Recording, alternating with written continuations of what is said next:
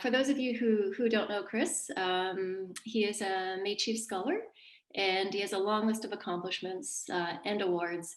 In addition to being a professor and dean of the Faculty of Native Studies at the University of Alberta, where he has spent the better part of 20 years enhancing the Indigenous presence in that academic community.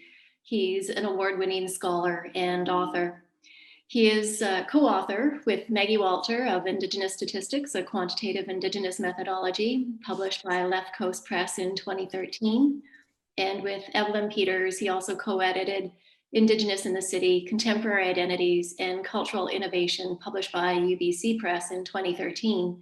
And then this was followed very shortly after by his monograph, Métis Race Recognition and the Struggle for Indigenous Peoplehood, published by UBC Press in 2014. And I don't know how he keeps up with all of that. Dr. Andersen is a founding member of the Native American and Indigenous Studies Association Executive Council. He's a member of Statistics Canada's Advisory Committee on Social Conditions and is editor of the journal Aboriginal Policy Studies. He is also a member of the Royal Society of Canada's College of New Scholars, Artists, and Scientists. Much of his work focuses on the way indigeneity is constructed through statistics, especially Canadian census data, and how these constructions have very real effects for everyone, but especially for Indigenous people, and as Chris shows, the Métis.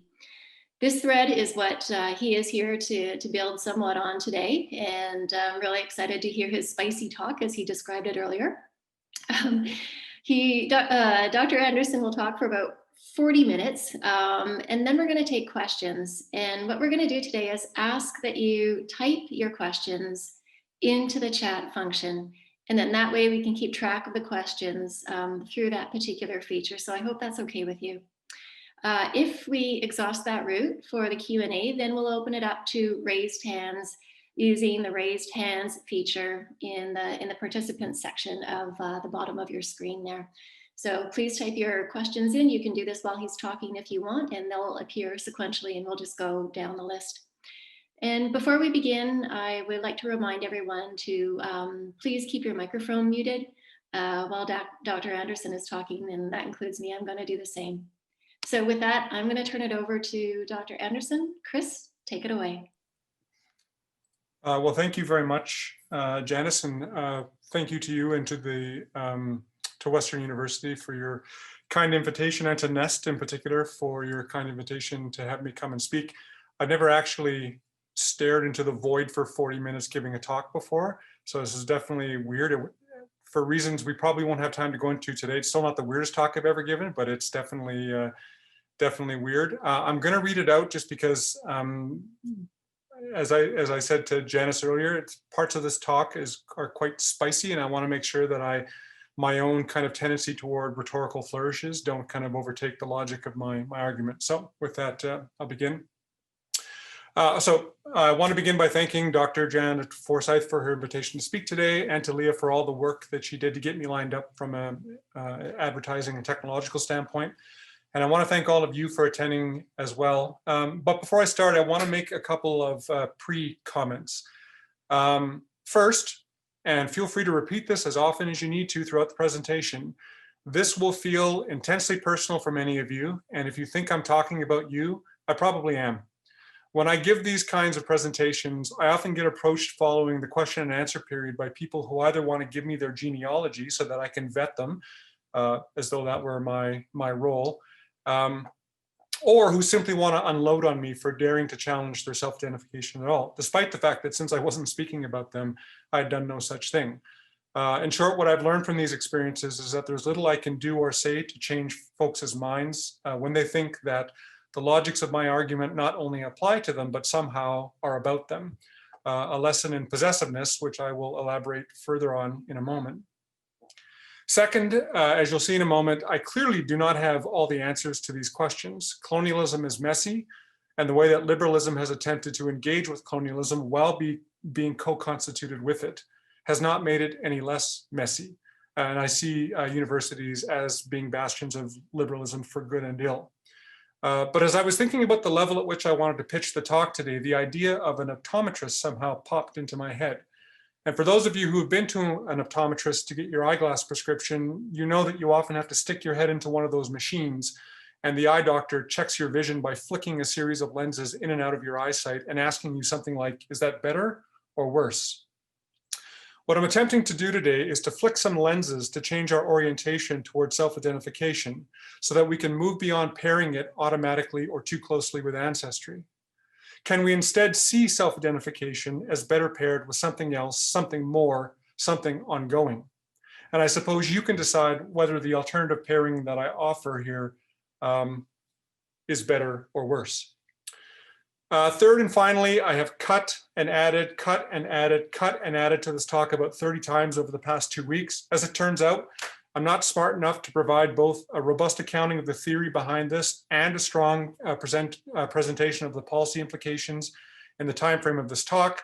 So what I'm hoping for today is that I'm brief enough in my theorizing to frustrate the theoreticians listening in, while likewise leaving the policy wonks wishing I had given more detail on the policy suggestions. And likewise, this should go without saying, but it often doesn't, so I'm going to say it. Since several colleagues have bullied me into agreeing to have this recorded and posted online, I want to state that this is what I'm thinking right now. And of course, I reserve the right to change, extend, deepen my thinking as I read more, engage with others, and attend to good faith criticisms. Now that I've properly lowered expectations for the talk, we can get on with it. In recent years, open challenges to the legitimacy of claims by certain academic scholars and administrators self-identifying as Indigenous have been on the rise. In previous talks, I've laid out why this is perhaps more prevalent in public institutions like universities and government agencies. And rather than rehash that discussion, I'll simply note here the power of what I've elsewhere termed a liberal recognition ecosystem, perhaps especially prevalent in public institutions like universities, that encourage and even compel individuals to self-identify as some category of Indigenous. In such an ecosystem, in which self-identification is buoyed up by claims to Indigenous ancestry, the latter element has not only become a primary marker through which individuals attempt to sustain such claims, it often takes the place of actual belonging. If Stuart Hall is correct and identity is never just about being, but also becoming, in my talk today, I want to speak to this role that ancestry and genealogy have come to play as a co-anchor to self-identification. I'll also explore the manner in which the tendency to claim ancestry as a way to legitimate claims to contemporary Indigenous self is rooted in and effectively produces a form of what I'll term here inert kinship. This form of kinship, which requires no accountability to a collective that all other self-identifications to indigeneity otherwise must involve, is itself, unwittingly or not, animated by what Guillaume Paul scholar Eileen Morton Robinson has referred to as, quote, white possessiveness.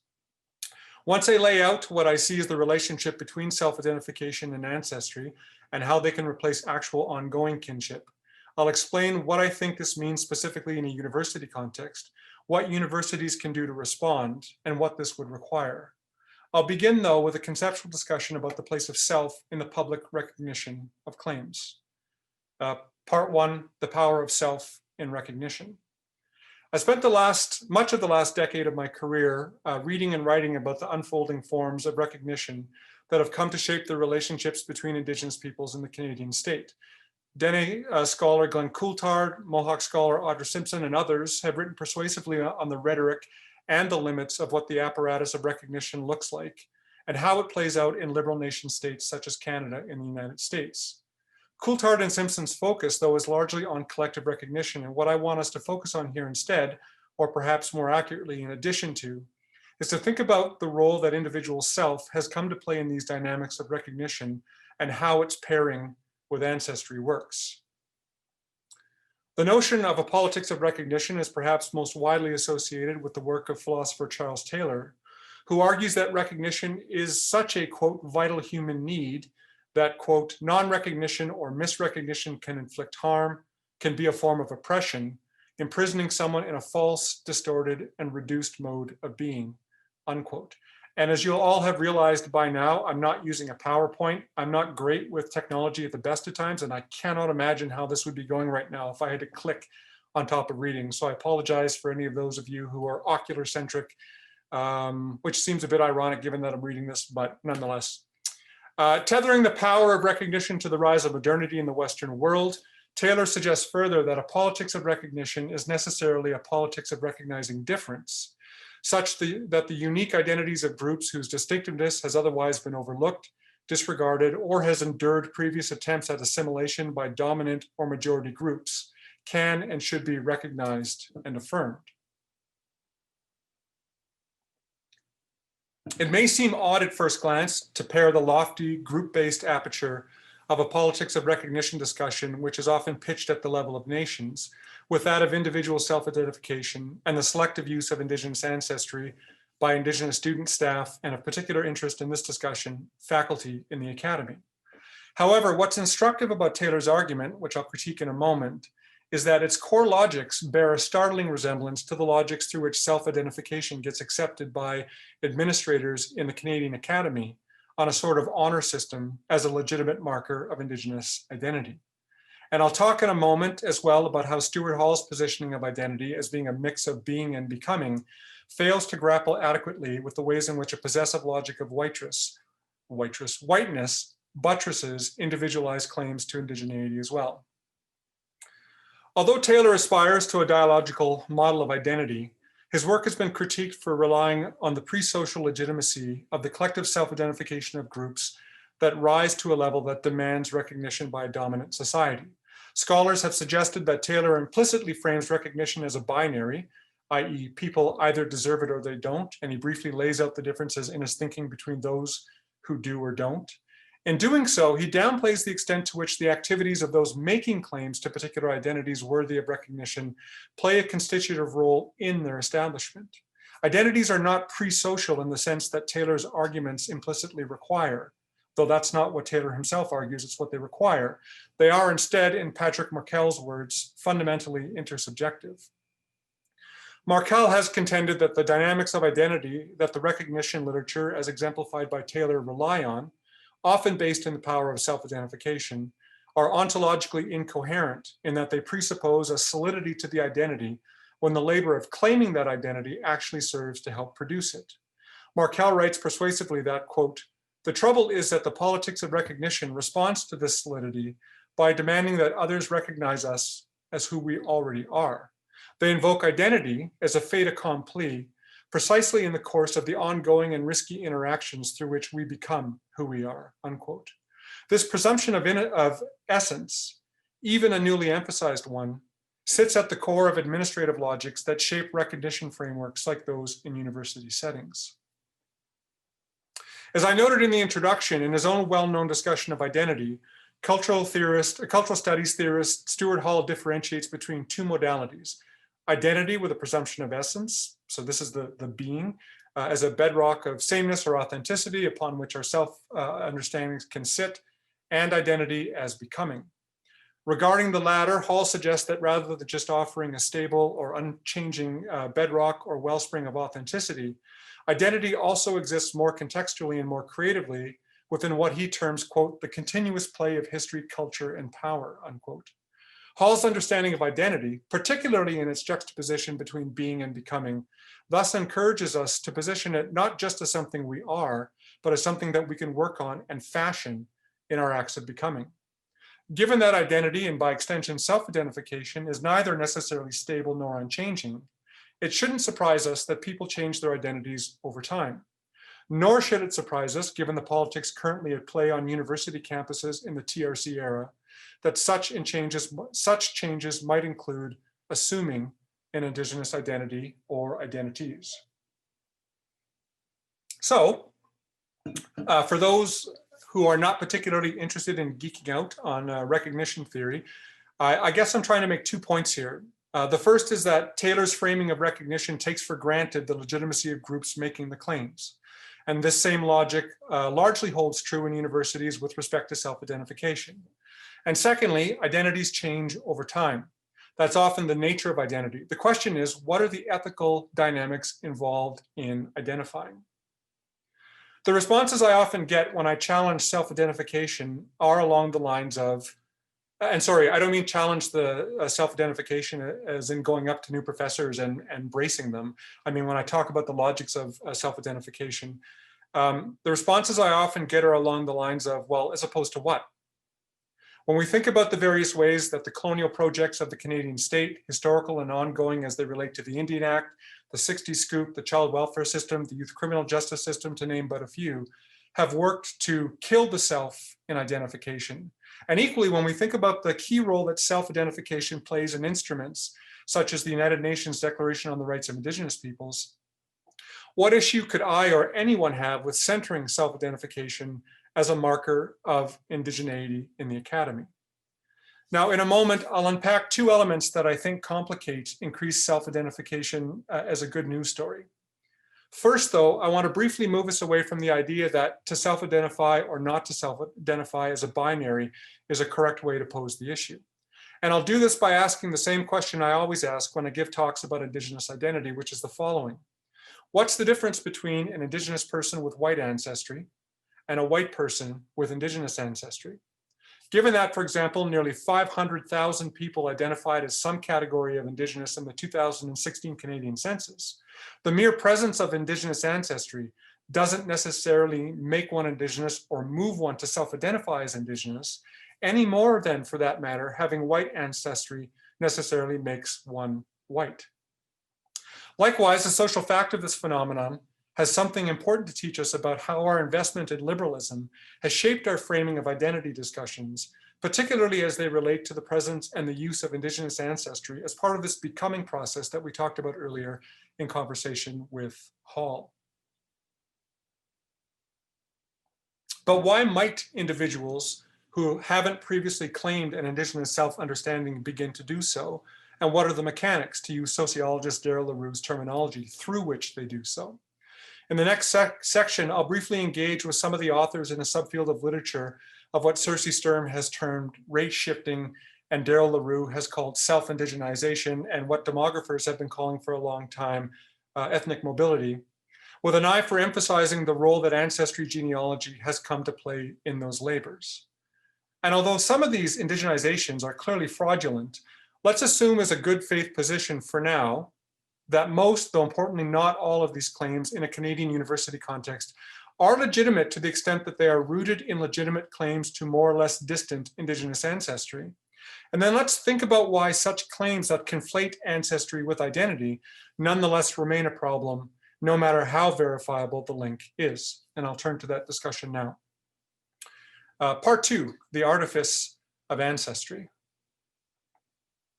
So, why focus on ancestry as a co-anchor of self-identification? Ancestry is literal in a sense, but it's also true that it's almost always narrated. And as such, it also operates powerfully as a symbol or even a metaphor. Thus, we often know it by other terms: blood or bloodlines, genealogy, lineage, origins, descent, and as I'll explain in a moment, kinship. Part of the symbolic power of ancestry stems from its flexibility, and despite its empirical uncertainty, the fact that it and the nomenclature based in similar logics which I just described nonetheless appear to conjure up notions and this is crucial, feelings of closeness or relatedness to those who have come before us that we claim connection to. But as I detail below, I use the term claiming here quite deliberately, because it's also the case that such labor is almost always selective. And this is where ancestry holds the potential to become an artifice, because as much as it might be used to convey the authenticity of kinship, it gets fetishized in such a way as to replace ongoing kinship relationships. In her discussion of the problem with ancestry, as she termed it, feminist cultural geographer Catherine Nash writes that, quote, and this is a paraphrase, even though I have it in quotes, but you won't see where I'm paraphrasing it. So I'm just telling you now in the interest of transparency that it is a paraphrase. Genealogy is not the equivalent of kinship. It's not an account of relatedness. And to think of genealogical relatedness as standing in for family and kinship, it is to exclude the flexible, elastic, and practiced nature of familial relatedness and kinship, unquote. Using Nash's work in his recent text, Distorted Descent, where I borrowed the Nash quote from, LaRue argues that it is in this sense that the ongoing practices of kinship that are dismissed in favor of genealogical links effectively center ancestry as blood, rather than, for example, socialization, or reconnection with family and community. So in short, pairing self-identification with an ancestry is a move that seeks to claim rather than be claimed, and it treats ancestry like so many mushrooms to be picked or left at one's convenience. In a university context, whenever I have these informal discussions with other Indigenous scholars and administrator colleagues, they often point to the benefits of scholarships for students or faculty positions for scholars as a reason for increased self-identification for anyone they deem suspicious. And while I think this position probably holds some merit in any given context, it doesn't actually help us to answer questions about why self-identification's use of ancestry in particular has come to serve as such a baseline indicator of indigeneity in the academy. What are the structural conditions of possibility that make these kinds of claiming dynamics possible, and what have their outcomes been? Outside of the academy, scholars have explored some of the logics and the reasons why self-indigenization occurs. To give a couple of many examples, Leroux has argued that pockets of French-Canadian descendants have claimed selective and distant elements of their ancestry as parts of their practices of self-indigenization, and have done so with anti-Indigenous intentions, attempting to gain legal rights to practices otherwise protected for and limited to Indigenous community members. In her discussion of white groups of individuals making claims to Cherokee identity in the United States, anthropologist Cersei Sturm speaks to the power of what she calls, quote, an empty experience of whiteness that has led them down this path. And Métis scholar Adam Gaudry argues that these efforts seem more dedicated to, quote, communing with the dead, a practice that centrally involves, quote, a discursive disregard for living Métis that locates the promise of Métis cultural revival in blood memory, genealogy, and lineal descent, connections to the dead, rather than connection to the living culture of Métis communities. I'll speak in a moment to the broad-scale disregard for living, breathing Indigenous communities whose identities, and I think this is important, whose territories, because indigeneity is always connected to place, these self-indigenized efforts are attempting to claim. But what I want to point out here is that the use of ancestry on its own, or by itself, to sustain contemporary claims to indigeneity is hardly distinctive to the efforts I've just described, and there's nothing necessarily sketchy about it. Every Indigenous person I know holds an effective connection to our ancestors, and with good reason. For many Indigenous people, ancestors hold a sacred place in our relationships to place, relations to other than human beings, and to cosmological understandings more generally. What is different about the claims that I'm talking about here, what is different about the claims that I just talked about in this paragraph is that they exist as a part of a fundamental set of raw materials of Indigenous culture and society that exist in relation to other Indigenous peoples and are not used simply to buoy up possessive self-identification claims. Let me repeat that. Indigeneity is fundamentally relational and exists in relation to other Indigenous peoples. Now, what all of these examples possess in common, regardless of the diversity of their social contexts, is their reliance on two logics of self-making that I argue sit at the heart of liberal forms of recognition. The first is the idea that individual self-understanding is the most important element in the larger dynamics of identity making. And second, again, to echo Stuart Hall, that identity is not just something that we are, but something that we can become. Identity in this positioning is malleable. The two corollaries that follow from these elements are, first, the idea that as liberal subjects, we know who we are, and therefore, we are always who we say we are. This is the pre-social notion of self critiqued by Markel in our earlier discussion of Charles Taylor. And second, that since we're always in the process of becoming, we can both be and become whomever we want to. A question that arises from these corollaries, of course, is what are the consequences from the mere fact of wanting? That is, what does it say, especially in a university context, about the role of desire in identity claims, and how does that desire sit in relation to other dynamics of identity making, such as relational kinship practices? And here I find Morton Robinson's discussions about white possessiveness particularly instructive. Now, what do I mean by this phrase? Extending Lipsitz's discussion about the possessive investment in whiteness, Morton Robinson has explored and concretized it in an explicitly colonial context by tethering the emergence of, quote, a possessive subject to the transition from feudalism to modernity, and the emergence of political and economic individualism. In this colonial context, Morton Robinson explores how colonial officials have attempted to know, to possess, and to own indigeneity. With the growth of colonialism, she writes, Indigenous people came to be, quote, constituted in and deployed by racialized discourses as white social constructs and epistemological possessions, unquote. Morton Robinson explains the idea of intersubjective possessiveness in particular as follows, and this is quite a dense theoretical quote, but I'm going to give the quote and then I'll kind of break it down afterwards. She writes, quote, at the ontological level, the structure of subjective possession occurs through the imposition of one's will to be on the thing which is perceived to lack will. Thus, it is open to being possessed. This enables the formally free subject to make the thing its own. In other words, the logic of white possessiveness regards indigeneity as passive and inert, and thus as being open, and thus as open to being claimed and possessed. Taking Morton Robinson's analysis seriously leads us to the inevitable conclusion that indigeneity cannot exist only in the minds of individuals. To torque that insight slightly, indigeneity cannot simply be about self-identification. As I've written about elsewhere, Indigenous identity claims cannot end with how we individually feel, what we desire, what we imagine we own, what we feel we are owed, or what we wish to possess, even when we find evidence in our ancestry that appears to corroborate such desires. In other words, as the Native American and Indigenous Studies Association laid out in their recent statement about integrity and ethnic fraud, indigeneity is not just about who you claim to be, but who claims you. Part of the issue, again, perhaps distinctive to the university environment, of calling out academics for their perceived lack of legitimacy, however legitimate we may think that that call out may be, is that universities are, perhaps ironically, not great administrative locales to deal with the kinds of complexities that these kinds of conversations require. Given the relative lack of diversity in the upper tranches of university administration in Canada, most administrative leaders are non-Indigenous and mostly white, and of course do not like to think about themselves as racist, and indeed would prefer to think, as with much of Canada, that the TRC signals a new era and a new deal with, quote, our Indigenous peoples.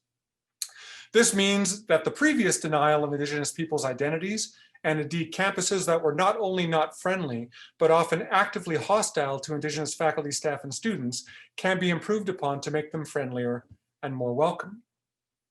But how might a well-meaning university registrar, provost, president, or other senior admin person know when they have achieved their stated strategic objective of making the university a more welcoming place? University leaders have tended to rely on increased numbers of Indigenous faculty, staff, and students as a proxy or indicator of that welcomeness. But I will say that university leaders who are unwilling to understand the policy significance of beginning with a mea culpa about the previous levels of their campuses' levels of unwelcome, coupled with the use of self-identification and ancestry today, will not only find it exceedingly difficult, not to mention uncomfortable, to vet dubious claims to indigeneity, they will have considerable trouble coming to a decision about what counts as dubious. Okay, so far what I've been talking about, I promised you a spicy talk at the beginning. This is like, taco time spicy, the little kind of red sauce that you get it, which is just basically ketchup mixed with some chili flakes. I'll see if we can get a little spicier from here on in. So I'll end my presentation in a moment by offering a number of policy lenses, not policies per se, since the latter will depend on how each university is configured, and depressingly, by relatively prosaic but crucial issues relating to human resource regulations, as my dear colleague Jennifer Adeze and I have talked about on various occasions, through which university administrators might think about moving beyond the self-identification ancestry modality. Hopefully you got that, because I nearly didn't get it, and I'm the one who read it. But I'll get to it again as we go further. Before I get to this, though, I want to spend a brief moment to contextualize these statements by anchoring them in a more relational rather than a possessive ethic, and what this means for universities. And though I'll turn to this now, let me preface what I'm about to say by saying now that I see the major distinctive between a possessive and a relational ethic as being rooted in the idea that a possessive ethic assumes the primacy of what we might individually think about ourselves, whereas a relational ethic begins from the position that we don't get to decide on our own who we are. And I'll expand on that in a second. But first, I drink. Briefly, what I've been trying to explain up until now is that self-identification's use of ancestry cannot on its own represent the limit of how we consider indigeneity in the academy, because claiming indigeneity, no matter what the reason, is never an innocent act. It takes place within a structure of whiteness, as Morton Robinson, LaRue, and others have discussed, and it comes with responsibilities, to borrow from Jill Doeffler's excellent book, Those Who Belong. This is part of a relational understanding of indigeneity, encapsulated in the NACA statement that it's not just about who or what you claim, but who claims you, that sits at the core of Indigenous studies. Starblanket and Stark have articulated relationality in a manner to move us away from thinking about indigeneity in terms of who you are, to a more relational understanding that asks, who are your relations? Another way to think about this is as a move from who am I to who are we? And if Kolopenic is correct and relations theorize relations, it's also true that relations empiricize relations as well. You know people, people know you. In her own discussion on relationality as it relates to Indigenous studies research, Kim Tallbear writes that, quote, if what we want is democratic knowledge production that serves not only those who inquire and their institutions, but also those who are inquired upon, we must soften that boundary erected long ago between those who know and those from whom the raw materials of knowledge production are extracted, unquote. What I'm about to offer as policy lenses is rooted in an idea not necessarily of softening the boundary that Tallbear refers to, although I agree that that's definitely a worthy goal, but of formulating a relationship between universities and communities that require recognition of that boundary, and both the humility and the acknowledgement on the part of university administrators that they can and should benefit from the presumption that Indigenous communities, benefit from the expertise that Indigenous communities bring to the table. So, policy lens number one, a presumption of personal accountability. Scholars hired into Indigenous academic positions in particular should be encouraged to describe their community connections in the employment interview process. Métis Canada Research Chair, Dr. Chelsea Gable, explained in a recent commentary that where she works at McMaster University, 4 CRCs have self-identified as Indigenous for the purposes of the program, but only 1 has publicly declared themselves as such. Getting hired into an Indigenous position is a privilege and it comes with responsibilities. For those who are unable to connect with their community of origin for all kinds of legitimate reasons relating to distance and expense, or heteronormativity, patriarchal violence, or the fact that the place of the community is no longer there, but the networks that animated that community continue to exist, most Indigenous communities appreciate a helping hand, and as Indigenous scholars, we might actually learn something along the way. And please note that I'm not suggesting that connecting with any Indigenous community other than a community of origin is a preferable substitution. Rather, it's a sober acknowledgement of the fact that our communities do not sit outside the social power of colonialism any more than any community does, and it's better than nothing. Policy lens number 2, make a commitment to hiring Indigenous scholars with demonstrated community connections to Indigenous extended family and community. This will be considered controversial for many, especially for those of us that grew up away from community. After all, we rarely get to choose where our parents decide to live during our childhoods, but who know where we are from and who are recognized by our community through our ongoing connections. Nevertheless, non-Indigenous senior administrators would do well to ask themselves why they are content with hiring based on Indigenous self-identification and ancestral declarations alone. And such administrators would do equally well to think about why they would hire such a scholar rather than, for example, a non-Indigenous scholar with long-standing demonstrated Indigenous community engagement ethics. The concern here is obviously that universities would just look for the easiest hire to the detriment of increasing the number of Indigenous scholars in the academy. But we might take a moment to think about what's so different about hiring those with ancestral links, but that lack any kind of ongoing connection or commitment to Indigenous communities. How has ancestry come to play such a powerful role in dismissing other dynamics of identity making? Policy lens number 3. Non-Indigenous administrators should not be making these kinds of decisions on their own, or ideally at all. Luckily, the kinds of thorny issues I just raised are not something that non-Indigenous administrators have to or should be thinking about on their own.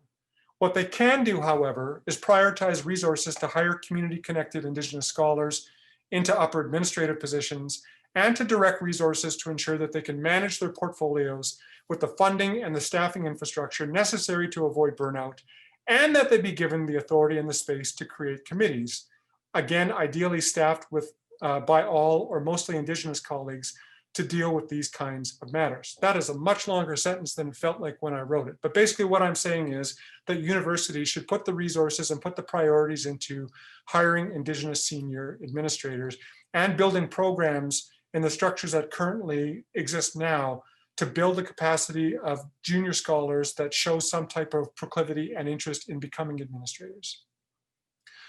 We are currently undertaking something like this at the University of Alberta right now with respect to vetting gray areas pertaining to student documentation around scholarships and awards.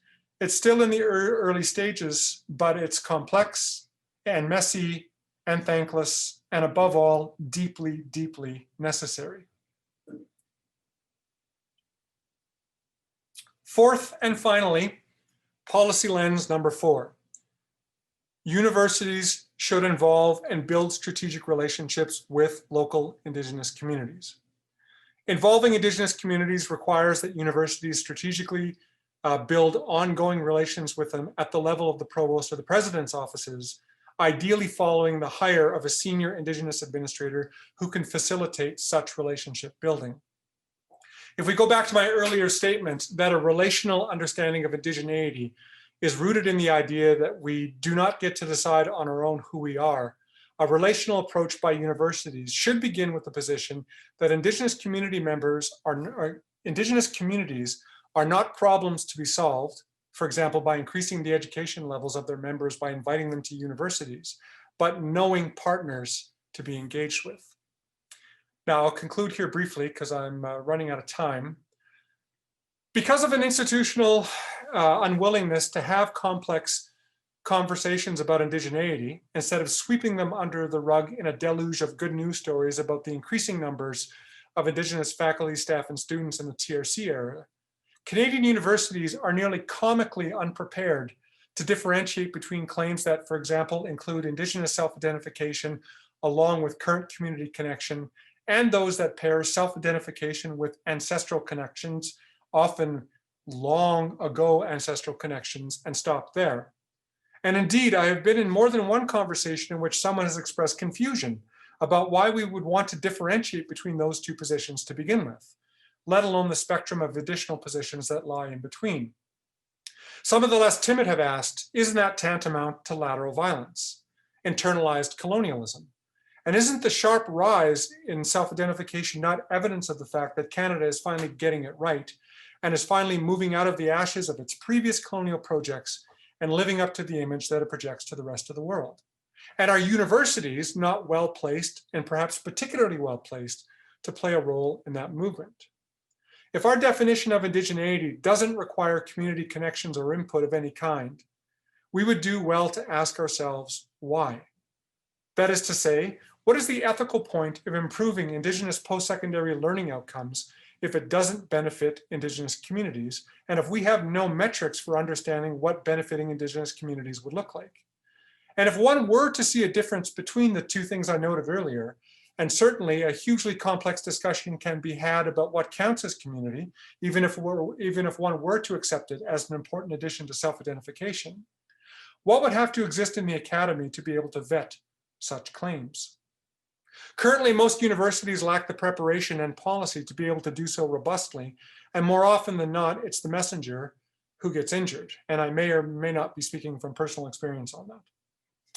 All of this is to say, the problem with calling out people in a university context is that most universities have no policies for differentiating between what we otherwise would think of as fake and real Indigenous people, often dismissively termed pretendians and feti, assuming for a moment, which I do not, that such a binary is the simple truth of this predicament.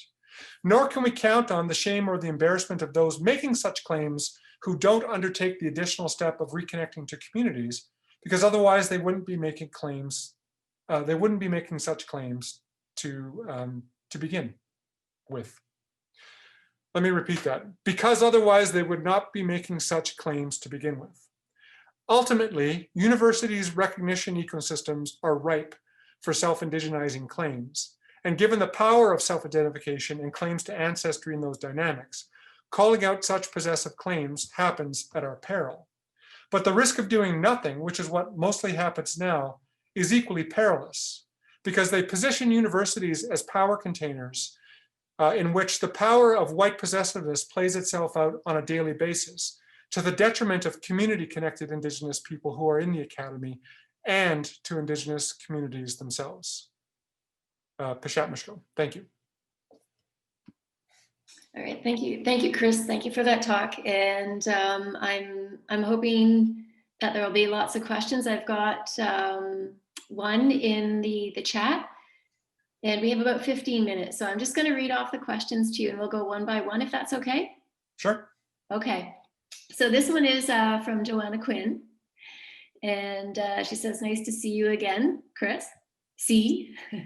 Can you please explain how policy lens number one might affect people who were part of things like the 60s scoop?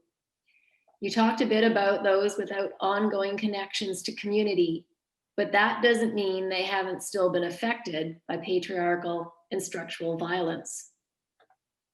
Yeah, it's a great question, and it often gets, I think, and I'm not suggesting that this is your intent, Joanna, but I think this often gets used as a red herring to kind of knock down the cards of the rest of the struggle.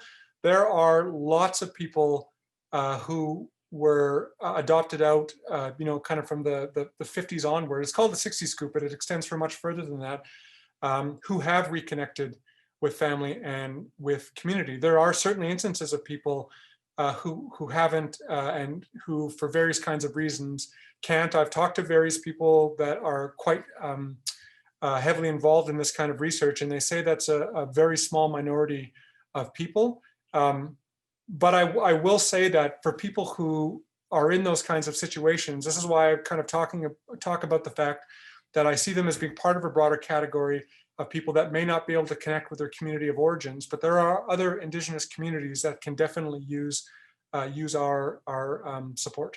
Yeah. Thank you, Chris. And so people feel free to put your questions in the chat. I'm just going to change my screen. If you prefer to ask a question verbally, you can do that too. But if you could raise your hand using the participant feature, that would be great. Because I can't scroll through all three screens back and forth at the same time. So it's just so much easier if you do that. And in the meantime, Chris, I have a question if I could just take liberty. Sure. And while we're waiting for other people to write their thoughts down, because I know how hard it is to write your thoughts down in the chat feature. I mean, I think this is really interesting. You talk about institutions as being, powerful institutions where people can create themselves, they come into being, if you will, in the university. And so this makes institutions like Western and the University of Alberta really powerful places where people can use them as platforms, to go on.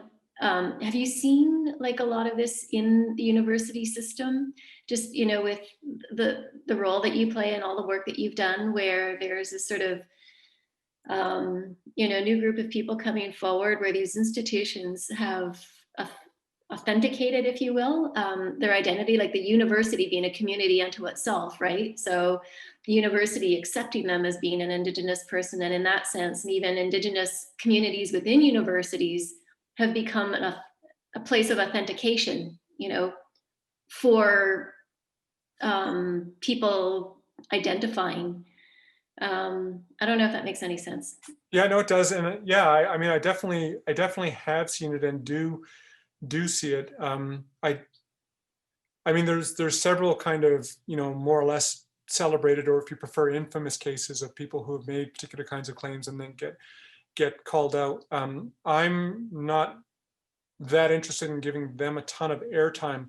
What I find really interesting is this dynamic between people who know that they have indigenous ancestry, but grew up without any kind of that socialization and are totally, totally fine with that. They're like, yeah, I'm a white person with indigenous ancestry, and they kind of just go on with their life. And then there's other people who find out about this later in life. Because again, I say this a lot to students when I teach about this. You don't get to pick where your parents live when you're growing up as a kid. So this is not about, you know, some moral judgment on what you should have done but didn't as a child. It's about, once you get into a relatively privileged position like being a professor, what are your obligations? What are your responsibilities to reconnect, if not with your community? And I've heard all kinds of extremely legit reasons from queer scholars, from even issues relating to able-bodiedness for First Nations that are really far away and really expensive to get to. There are plenty of communities local to where people live that could definitely use the support of those scholars to connect with them. Okay, thanks, Chris. And I see there's a hand raised. Amanda Lavalley, if you could just unmute yourself and speak. And then I'm going to go back to the chat feature after. Amanda, are you there? Oh, Amanda, I can't hear you. You're on mute. Do I have to unmute you? Ah, thank you. Okay. Ask to unmute. I think you're good now. There we go. Sorry. Hi. Hey, Amanda. Hi, Chris. Nice to see you. I'm going to try to articulate this question, but it might come across inappropriate. So I like what you're saying, but there's also this identity gatekeeping, because even if we have Indigenous people, you know, at the top in universities, talking about, you know, identity and who identifies us. There's also, I recognize as well, there's also unhealthy politics in our own communities. Mm. And that it gets to be, you know, Indigenous against Indigenous. So I like what you're saying. I believe everything you're saying. I want this to happen. But there's also this unhealthy kind of identity gatekeeping within our own Indigenous communities, and we harm each other. And this plays out over and over again. I don't know if that's a comment or something you can speak to. I don't think that's inappropriate at all. I think that's a pretty precise encapsulation of the messiness that, you know, 150 years of colonialism has wrought in the institutional spaces that we exist in now. I will say that I totally agree with you, and I think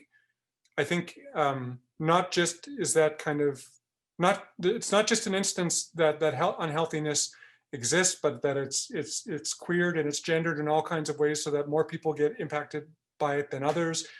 But the thing is, ultimately, and I learned this through being on a nutrition program for the last 9 months. When people always talk about how they binge when they eat and they just can't stop, no, we all stop at some point. Like no one ever starts eating and then just never stops eating after that. We always stop at so the issue is, what can we put in place structurally to give some parity to the kinds of discussions that you know that those kinds of situations end up producing? Because the thing is, ultimately, and I'll link it back to my perhaps ill-considered diet analogy here. The thing is when we say that we don't want to gatekeep, whenever we make a decision, whenever we set a line any place, that's still a gatekeep. So the issue isn't that we're not gatekeeping, we're just not transparent about the gatekeeping. And we say, well, someone said that someone self-identifies as X or Y or Z. Who am I to say that they're not? And it's like, what do you mean, who are you? No, you're someone who, because that person got a job, this person now can't get a job because they did grow up in community. They didn't grow up with any of the kinds of privileges that this well-meaning, well-intended person who had all the privileges of a mostly white middle-class upbringing got. Sorry, I seem to be getting more passionate about that than I expected when I started the answer. But yeah, no, Amanda, I think you're bang on. It's like it's messy and there's prickly edges to this. Thank you for that, Amanda. And if you could just put yourself back on mute, that would be really helpful. I'm going to go to a question by Bradley Clements, and I'm sorry if I said that wrong. So he wrote, to clarify, where there is no institutional administrative structure, as in policy lenses 3 and 4, what do you see as the pitfalls of policy lens 2? This sounds like one of those complicated exam questions that I always got wrong when I was a student. Yeah, so, this is like two trains leave Chicago. So to clarify, where there is no institutional administrative structure, as in policy lenses 3 and 4, what do you see as the pitfalls of policy lens 2? Bradley, can you say a bit more, because the policy lens 2 was a particularly run-on sentence, and so I think I have about 3 or 4 different ideas contained in there. Which part of it is it are you seeking clarification on? So I guess to be a little more clear than my attempted briefness in the chat there. So I'm asking because I'm actually on a working group in my faculty where we're trying to do the work of, among other things, hiring more Indigenous faculty, and we certainly lack the Indigenous leadership and institutional structures that you're defining in your policy lenses 3 and 4. And since we're moving forward without that, and I should clarify, I'm a student and am just a representative in this working group. Right. I'm grappling with what can we do through what you're describing as policy lens 2, such as requesting communities letters of recommendation or other forms of community claiming of potential candidates, as opposed to simply relying on self-identification. But I'm hearing that that's not necessarily going to be enough. So I'm curious if you could elaborate a little more about what you might see as potential pitfalls in that process of trying to get more angles of recognition. Yeah, it's a good question, and I think part of my inability to sort of give you a more robust answer is that I would actually have to see the